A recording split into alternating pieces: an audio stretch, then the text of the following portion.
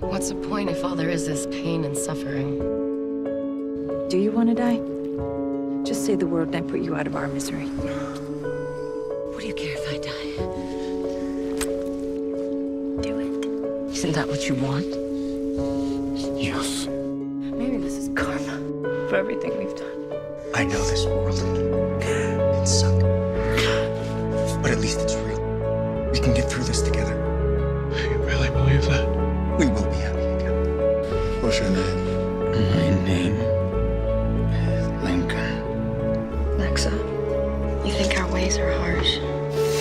That's how we survive. After everything we've done, do we even deserve to survive? We were sent down together. We survived together. Do you really think you deserve to be saved? I know how you feel, okay? I get it.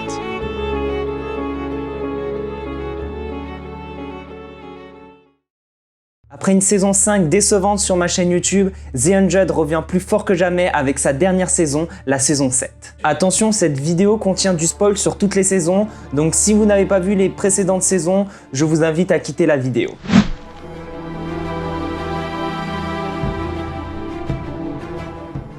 Pour ceux qui ne le savent toujours pas, The 100 est une série produite par la chaîne CW et réalisée par Jason Rothenberg. Et à l'heure actuelle, elle comporte 7 saisons, dont la 7e est la dernière qui conclut l'acte de la série The 100. Cette vidéo sera dédiée à la critique et à mon avis de l'intégralité de la série, mais aussi à la dernière saison, donc la saison 7, qui vient de sortir il y a quelques jours. Donc si une partie vous intéresse plus qu'une autre, un chapitrage est disponible sur cette vidéo, directement intégré dans le lecteur YouTube. Mais avant de commencer dans le vif du sujet, nous allons résumer en quelques phrases les saisons qui étaient présentes dans The 100.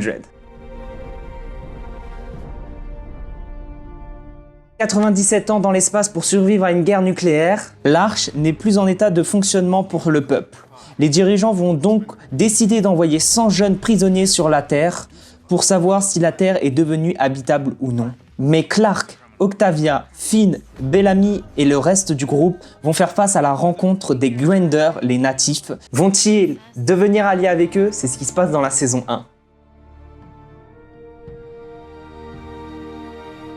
Alors que les derniers habitants de l'Arche descendent sur Terre, une partie des 48 jeunes prisonniers est amenée au mont Weather. C'était l'un de leurs objectifs en descendant sur Terre, séparant alors Clark du reste du groupe. Alors que Memja, l'un des dirigeants de l'Ark, est toujours bloqué sur la station spatiale. Mais en même temps, ils vont devoir se heurter à l'hostilité des Grenders.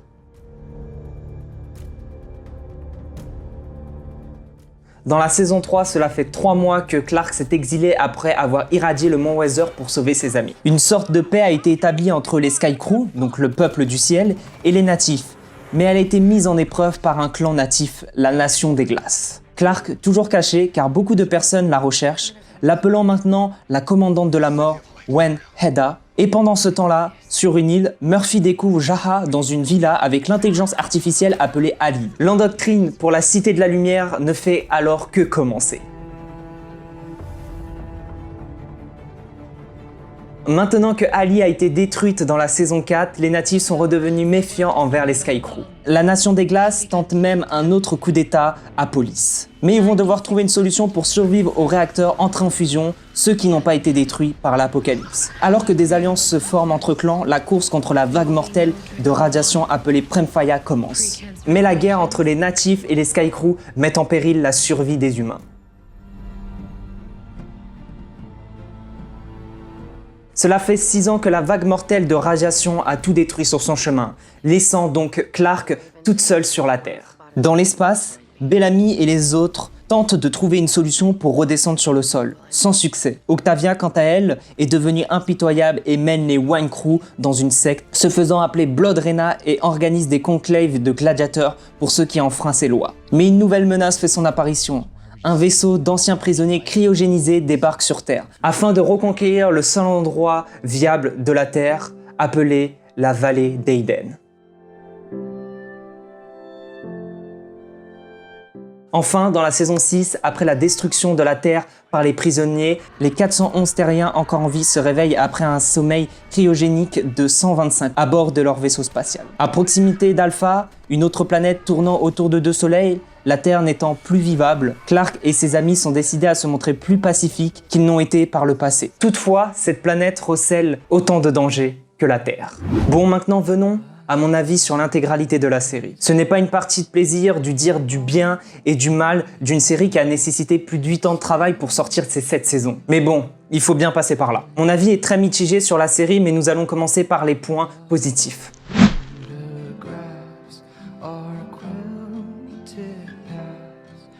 Tout d'abord, cette série en vaut le détour car les acteurs sont très charismatiques et sont doués dans leur rôle. La série se suit très bien de la première saison à la 7e saison avec un fil conducteur, je fais donc référence à Ali, donc Becca. En plus, pour une première réalisation sérieuse et longue, Jason a très bien réussi. Et il doit être fier de n'avoir jamais lâché cette série avant la fin. Mais il y a aussi la construction des décors, des paysages utilisés durant ces 7 saisons qui ont été franchement très beaux, sauf pour la saison 6 où les effets spéciaux étaient un peu mal faits, mais ça ce n'est qu'un petit détail. Les personnages étaient aussi très bien construits et l'évolution de ces derniers était juste folle à certains moments, comme on peut prendre l'exemple de Octavia de la saison 1 à la saison 7 et de Murphy aussi. Il avait la maîtrise totale sur ses personnages et ça se voyait qu'il les connaissait très bien. Et je pense qu'il savait très bien dans quoi il voulait les voir évoluer et avancer dans le récit. La réalisation des plans était très bien travaillée, sauf sur certaines saisons, mais est-ce qu'on peut en vouloir sachant qu'il y a 7 saisons et c'est dur de faire 7 saisons parfaites. Après mon éloge sur la série, passons à la critique et aux points négatifs.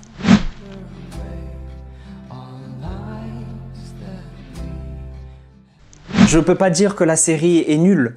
Elle est très cool et pour une première réalisation, Jason Rothenberg a fait du très bon boulot et s'est très bien débrouillé. Mais malheureusement, beaucoup de défauts apparaissent dans les saisons et cela rend la séance un peu moins bien. Venons-en en fait, tout d'abord le nombre de saisons réussites à 100% ne sont pas beaucoup. Je pense principalement à la saison 1, 2, 3 et 7. Mince. Je crois que j'ai un peu spoil ma vidéo, mais vous allez voir ça après.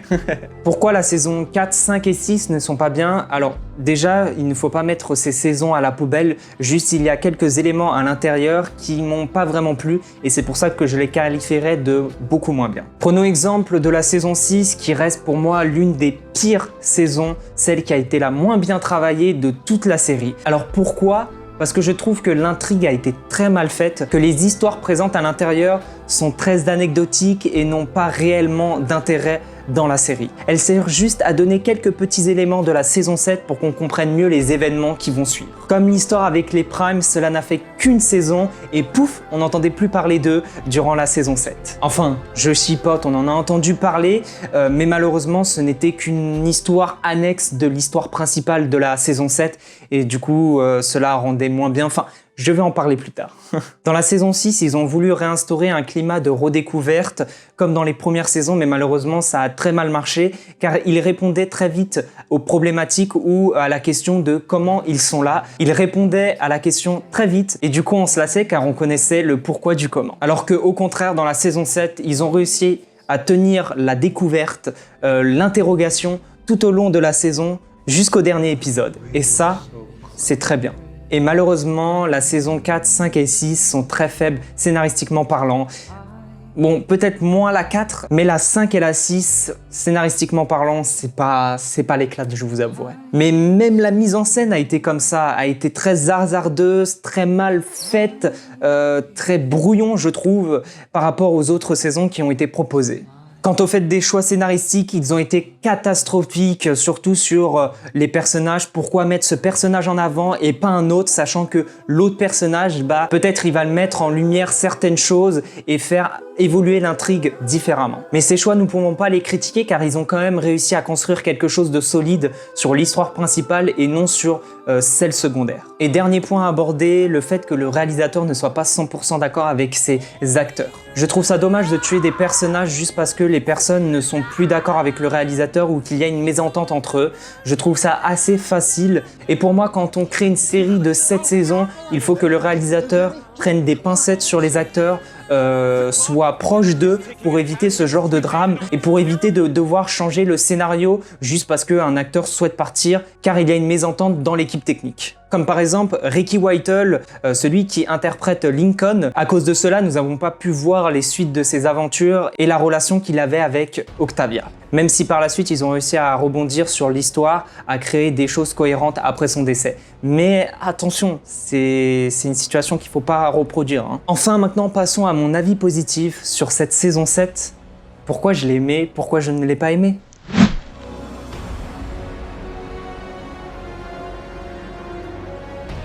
Déjà, je vais me faire pardonner sur les propos que j'ai tenus durant la saison 5 en disant que la série allait se casser la gueule au fur et à mesure. Certes, avec la saison 6, cela l'a bien confirmé, mais la saison 7 a remonté la pente, mais comme jamais. Et ils ont réussi à faire un final exceptionnel et c'est pour ça que je voudrais m'excuser auprès de vous.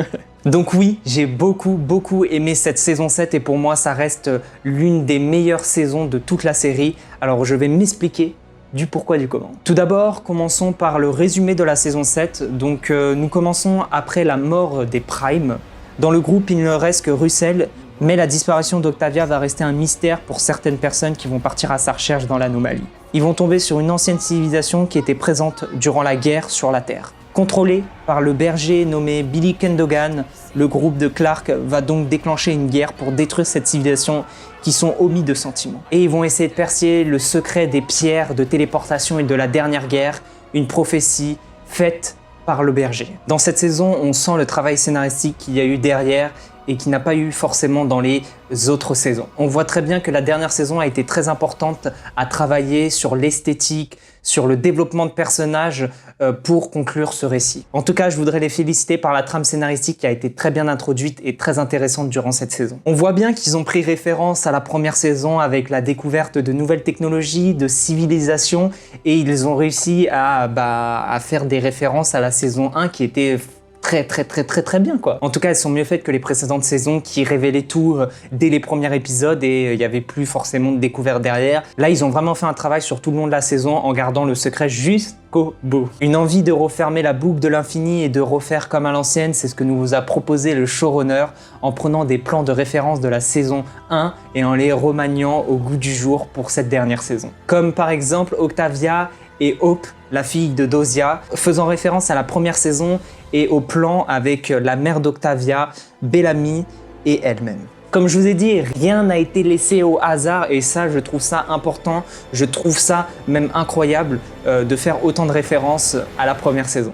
Ils ont aussi fait quelque chose de très subtil sur les dernières secondes de la saison 7, sur le travelling arrière où on voit du coup la planète avec Clark tout simplement. Et bah nous voyons un fondu avec Clark en train de dessiner sur le sol et en fait ça reprenait exactement les 2 premières secondes, même les 5 premières secondes de la saison 1 où Clark dessine sur l'arche, disant que la boucle est bouclée.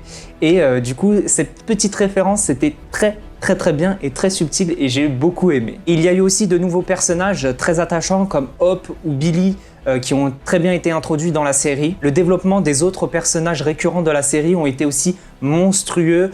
Pour moi, Murphy a été le meilleur exemple et pour moi, c'est devenu mon personnage préféré de cette série. Il a tellement évolué entre les saisons. Avant, c'était un jeune égoïste qui pensait qu'à lui et qui ne voulait pas mourir. Et maintenant, à la saison 7, il est prêt à donner sa vie pour sauver son peuple et sa copine. Et ça, je trouve ça, mais l'évolution en plus, ça s'est fait au fur et à mesure entre cette saison et la dernière saison a été vraiment une révélation pour ce personnage. Mais aussi Octavia en pleine rédemption de ses actions dans le passé. Ils nous ont même fait croire sur les premiers épisodes de la saison 7 que Clark est devenu sage, est devenu gentil, est devenu apaisé, est en paix avec elle-même. Mais quelques épisodes plus tard, on voit que son côté destructeur est revenu pour sauver sa famille. De toute manière, on peut le voir dans le dernier épisode, le 16e, où Clark est devenu badass. Elle était en mode Rambo, à tuer tout le monde sur son passage et à tirer une balle dans la tête à Cadogan. Et Indra, pour moi, est un point très positif. On a vu son évolution aussi et elle était très attachante durant cette saison. Enfin, si vous avez vu la fin de la série, vous pouvez voir que Jason Rothenberg nous en a mis plein les yeux sur sa dernière saison. Cette fin est aussi surprenante avec la dernière guerre qui a été organisée par des êtres supérieurs et si on réussit cette dernière guerre, nous pouvons nous transcender en lumière et donc ne faire plus qu'un avec l'univers. Je ne pensais pas du tout à cette solution pour finir la série, mais elle m'a beaucoup plu, elle m'a beaucoup séduit et cette fin était assez mémoriale où, pour résumer, Clark du coup a été puni par le juge, par ses péchés qu'elle a effectués tout du long de sa vie et par l'acte qu'elle a effectué du coup devant le juge. Elle est donc punie à rester seule sur Terre, à mourir toute seule, alors que ses amis qui se sont transcendés ont pris la décision de se détranscender pour finir ses jours avec Clark sur Terre. C'était une première, comme disaient les juges dans la série. C'est la première fois que dans toute l'humanité, dans tout l'univers, qu'une espèce humaine puisse décider ça, et donc décider de leur mort et décider en fait de souffrir, car quand on se transcende, on ne souffre plus et on est éternel. Donc ils ont décidé de mourir en famille car ils s'aimaient et on a eu confirmation du showrunner que tout le groupe de Clark, toute sa famille ne pourront pas procréer et du coup mourront seuls en famille en tout cas, mourront tous sans créer la vie et du coup ça serait la fin de l'espèce humaine. C'est une très belle fin, je trouve. Elle est très spirituelle et cela montre la cruauté de l'humanité, de nous les humains, à vouloir toujours le mal pour protéger sa famille ou pour se protéger soi-même. Mais ça nous montre bien que nous avons un cœur et que nous pouvons tous s'entraider dans le monde pour arrêter les guerres et pour s'aimer tout simplement et pour faire la paix. Pour ne former aussi qu'une seule équipe, comme les One Crew dans The 100. En tout cas, la découverte de nouveaux événements est très bien faite, comme par exemple les pierres de téléportation qui permettent de voyager de planète entre planètes, donc de la planète Bardo à la planète Le Pénitencier ou jusqu'à Sanctium. Mais nous apprenons aussi que ces voyages sont lourds de conséquences. Il y a du temps qui s'écoule entre ces voyages. Le temps n'est pas pareil. Comme par exemple 14 jours sur Bardo, c'est environ 9 ans sur Skyring et quelques jours, voire quelques heures sur le Sanctium. Et peut-être, mais nous n'avons pas la confirmation, c'est moi qui ai fait les calculs et qui m'ai renseigné, ça correspond peut-être à des centaines d'années sur la planète Terre. En tout cas, nous avons même le droit à des flashbacks, à un épisode spécial sur avant les catastrophes de la Terre. Donc on a plus d'informations, on a appris que du coup le bunker appartenait à Billy et dedans il avait sa secte en quelque sorte et c'est comme ça qu'il a pu voyager et il a eu l'aide, en tout cas l'aide de Becca pour dompter les pierres et pour qu'il puisse voyager sur différentes planètes. En tout cas, tout ce qui s'est passé dans The 100, malheureusement, c'est la faute de Becca. C'est elle qui a créé la destruction de la race humaine depuis le premier épisode. Mais surtout, qui aurait pensé que Octavia et Raven sauveraient l'humanité ? Bah écoute, personne. Moi, je n'aurais même pas parié, je n'aurais même pas douté d'eux. J'aurais plus pensé à Bellamy ou Hope pour sauver l'humanité. Et ça montre bien du coup que Raven et Octavia ont une évolution de personnages très bien faite. Et nous pouvons plus en détail les analyser pour voir l'évolution qu'il y a eu sur les différentes saisons. Bon, maintenant arrêtons l'éloge de la saison 7 et passons maintenant à la critique car comme toute bonne saison, elle a des défauts.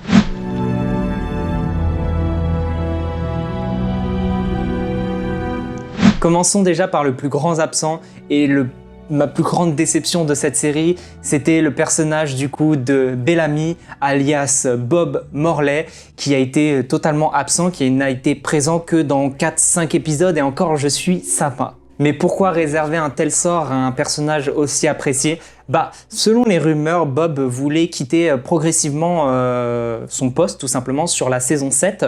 Et du coup, je pense que ça a un peu bouleversé le scénario. Et du coup, ils ont dû revoir leur méthode. Ils ont dû trouver une solution pour le faire partir. Donc, je pense qu'ils ont préféré la mort. Et je trouve ça joli, car Bellamy, le personnage en tant que lui, aurait fait la même chose que Clark. Ça veut dire sauver sa famille, même s'il y a une personne de sa famille en face qui essaye de le nuire, tout simplement. Je pense qu'ils ont dû refaire carrément l'orientation du personnage, son état physique, son état mental, car comme la plupart des gens le disent, on ne le reconnaît vraiment pas au niveau mental sur cette saison. Il a beaucoup changé et il a été il a été même endoctriné et c'est pour ça qu'il a changé. Et du coup, je pense que c'était le meilleur moyen de le faire partir en bon terme que de le faire mourir avec son esprit comme il était, sage, il raisonnait les gens, etc. C'était une méthode de le faire partir mieux que celle où il était mentalement normal. Maintenant, est-ce que la décision de Clark était justifiée de le tuer en plein cœur ?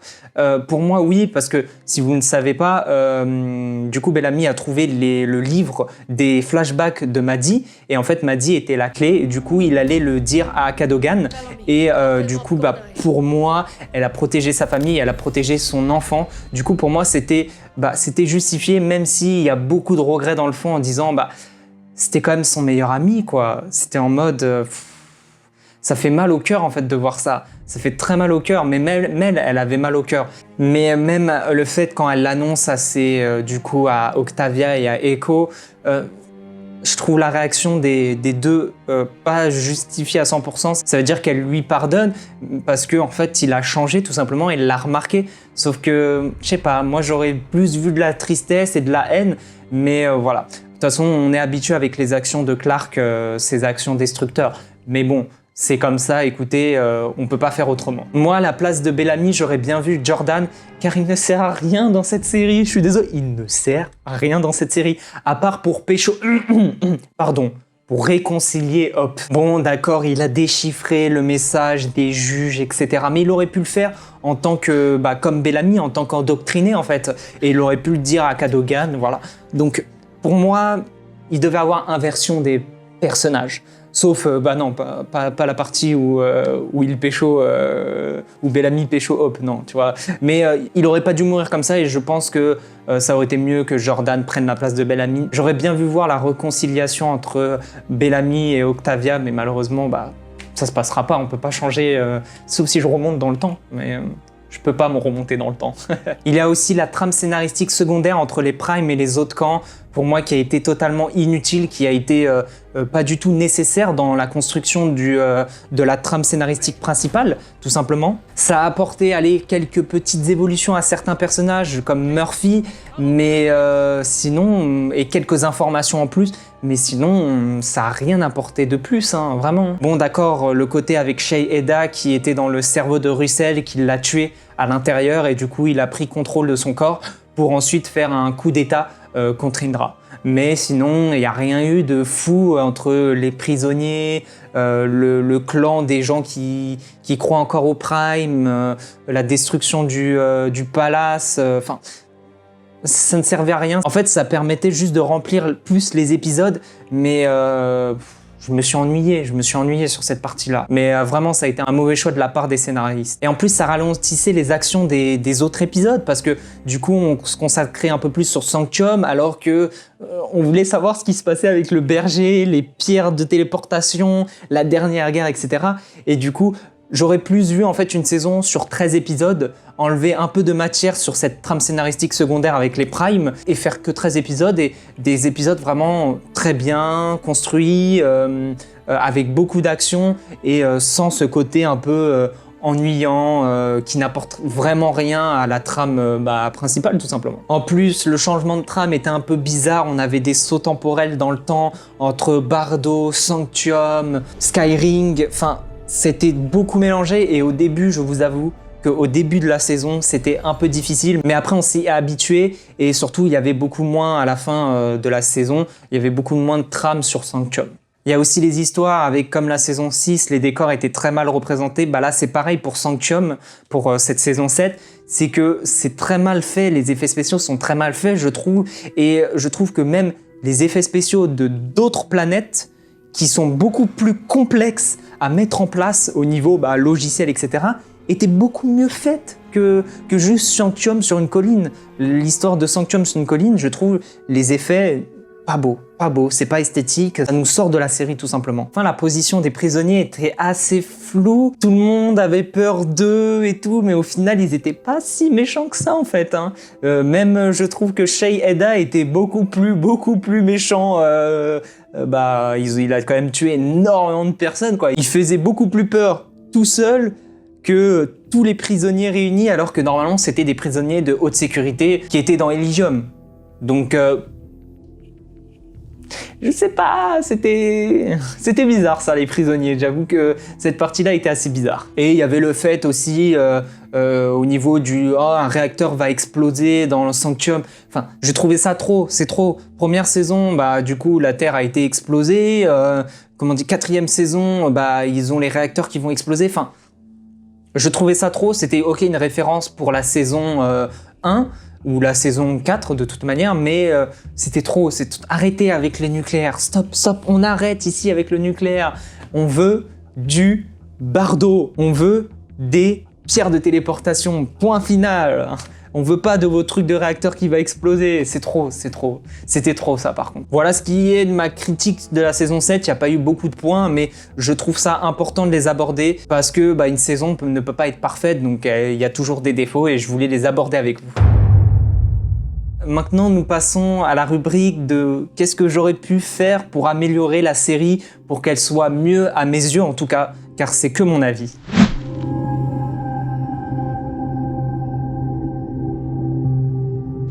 Déjà, moi j'aurais instauré le fait de prendre beaucoup plus de temps à développer une saison, car aujourd'hui, prendre 1 an à développer une saison et sortir tous les ans une saison, c'est trop.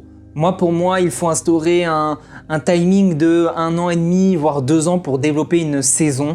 Car en plus, si c'est une saison de 16 épisodes, en fait, vous êtes dans le rush constamment, vous êtes dans le rush. Ça rend la tâche super difficile. Enfin, pour moi, c'est insupportable de faire ça. Les plans sont beaucoup moins travaillés, le scénario est beaucoup plus écrit à l'arrache. Enfin, c'est pas comme ça que ça marche. Faut vraiment que les producteurs n'aient pas peur de développer une série sur une longueur un peu plus conséquente. Je pense qu'ils ont peur d'être oubliés par le public, je ne sais pas, mais sortir 1 tous les ans, c'est trop. En tout cas, le plus gros défaut de toutes les séries du monde, c'est qu'ils font de la quantité et cela influe sur la qualité. Et ça, non, j'accepte pas.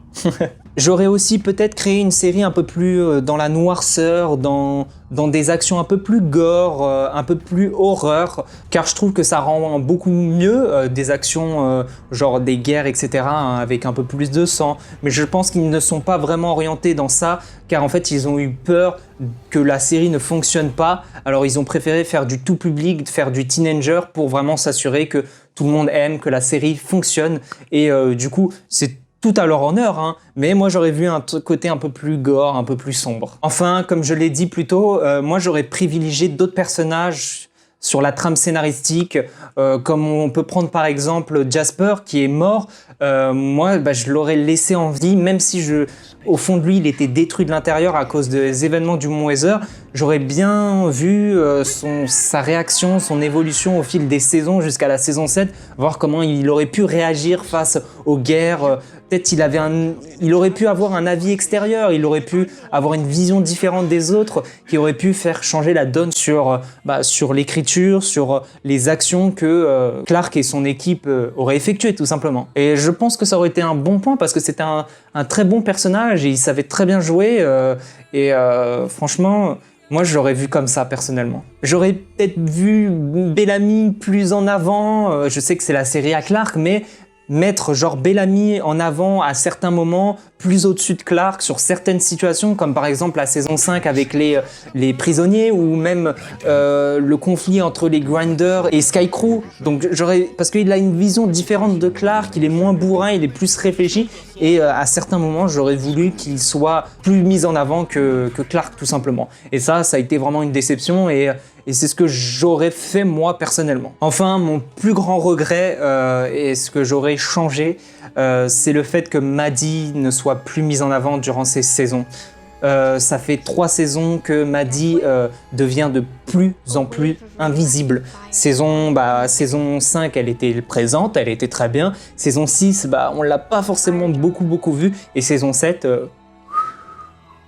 pas du tout vue, les événements où elle était mal représentée. Enfin, pourtant c'est une fille qui avait énormément de potentiel. Déjà l'actrice c'est extrêmement bien joué, elle a comme on dit dans le milieu, elle a une gueule, tu vois, elle ressort quelque chose, elle a du charisme et elle sait très bien jouer.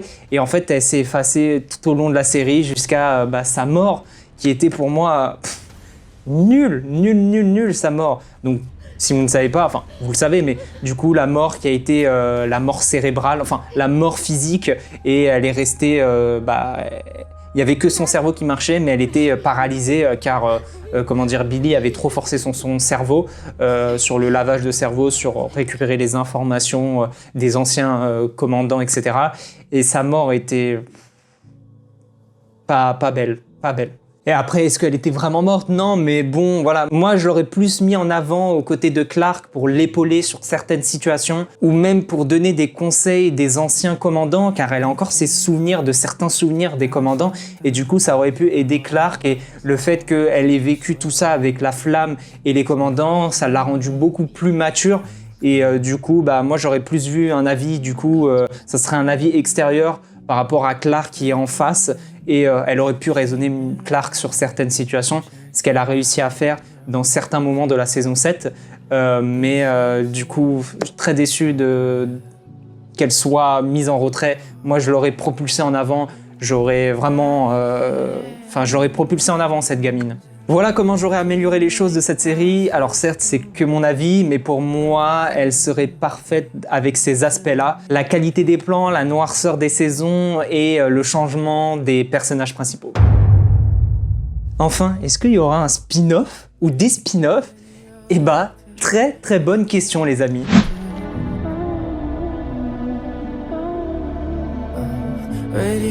Mais pour moi, ils auraient pu faire un spin-off sur la guerre nucléaire d'avant, sur l'arrivée des commandants sur Terre, mais malheureusement, ça ne se fera pas, car en fait, ils ont fait un épisode spécial dans la saison 7 qui a dévoilé énormément de choses, qui a presque raconté toute l'histoire du début, de comment ça s'est passé avant The 100, ou en tout cas, ils ont mis en avant les éléments les plus importants, donc ce qui fait que faire un spin-off, c'est un peu inutile. En tout cas, s'ils en décident d'en faire un, je pense qu'une seule saison suffirait, sinon après c'est le mur assuré, c'est sûr, car c'est trop risqué, sachant que ils ont presque dévoilé toute l'intrigue, c'est trop compliqué. Par contre, nous pouvons avoir un spin-off sur Billy Cadogan, sur ses aventures, même si je pense que ça ne durera pas très longtemps les saisons raconteraient son aventure entre la Terre à Bardo jusqu'à la conception de sa secte, etc. Mais à voir, et ça serait plutôt sympa. Mais le spin-off le plus plausible et le plus intéressant, ça serait sur les juges, ceux qui sont là pour dire si une espèce doit mourir ou se transcender. Ça serait intéressant de voir leurs origines, de savoir comment ils font ça et de savoir pourquoi ils décident de juger les gens et de les faire mourir ou se transcender. En tout cas, c'est que mon avis et je me trompe peut-être sur les futurs spin-offs qui vont sortir. En tout cas, ce que je suis sûr à 100%, c'est qu'il n'y aura pas de spin-off sur Clark et son équipe qui s'est détranscendée, car tout simplement, sinon ils auraient continué la série The 100 et ça sert à rien de recréer une nouvelle série pour raconter l'histoire des mêmes personnages. Pour moi, c'est pas possible de refaire un spin-off sur les aventures de Clark après la détranscendance de ses amis. En tout cas, voilà, j'ai oublié de parler d'énormément de choses comme Octavia et son nouveau copain Levitt.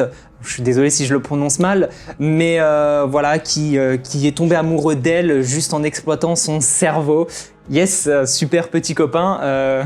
On peut parler aussi de Cadogan, le père du premier commandant sur Terre, donc sa fille Kali, qui a aussi créé la langue des One Crew. On peut parler aussi de Murphy qui était prêt à mourir pour avoir l'esprit de Emory qui est morte durant cette saison dans sa tête. En fait, si deux esprits sont dans un même corps, malheureusement les deux meurent et du coup il était prêt à donner sa vie pour vivre quelques instants avec elle jusqu'à il a réussi à se transcender avec elle et du coup elle a pu revenir à la vie. Et enfin, on peut parler de Maddie qui n'a pas voulu se détranscender car sinon elle allait être malheureuse car il n'y avait aucune personne de son âge qui s'est détranscendée, tout simplement. Mais si j'avais parlé de tout ça, la vidéo serait très longue. Déjà que là, elle est longue pour vous et que je dis beaucoup d'informations à la minute, mais c'est pour ça que j'ai pas préféré en parler. En tout cas, pour conclure, c'était une très belle saison pour finir The 100. Je ne pouvais pas m'attendre à mieux ou à pire car je n'avais aucune idée de la fin, je n'avais même pas la moindre idée. Du coup, ça m'a beaucoup satisfait cette fin. Un scénario à la hauteur contrairement à d'autres saisons, des plans de caméra très bien réalisés, très bien construits, des personnages très attachants comme avec Murphy qui reste mon personnage préféré, des acteurs très bons comme J.R. Burns qui interprète Russell qui est juste incroyable dans cette série en fait. Sachant qu'il devait changer de personnage en plein milieu de la série, c'était deux personnages contrairement différents. Il y en a un qui était beaucoup plus meurtrier, l'autre beaucoup plus raisonné, et il a changé ça en plein milieu de série. Enfin, il a fait il était incroyable tout simplement, il a été incroyable. Enfin bref, je ne peux que les féliciter pour avoir conclu une série comme ça. Le message transmis tout au long de la saison est beau et reflète la réalité. Alors pourquoi nous devons faire des guerres alors que nous sommes une seule espèce? Devenons one crew, comme dans la série, et battons-nous contre notre vrai ennemi, le temps. Voilà, j'espère que vous avez apprécié la vidéo. Si j'ai fait la moindre erreur dans des choses, n'hésitez pas à me le dire en commentaire, c'est super important, comme ça je peux m'améliorer et ça me permet de me corriger tout simplement. En tout cas, si vous souhaitez parler de la série avec moi, n'hésitez pas à venir dans les commentaires ou sur mon Discord, le lien est dans la description. Et du coup, il y aura des informations et des avis complémentaires que je n'ai pas eu le temps de dire durant cette vidéo. Merci d'avoir regardé la vidéo, ne soyez pas trop triste de la fin de la série. Moi, je vous retrouve très bientôt pour une nouvelle vidéo. Restons connectés entre nous via la transcendance. Salut tout le monde!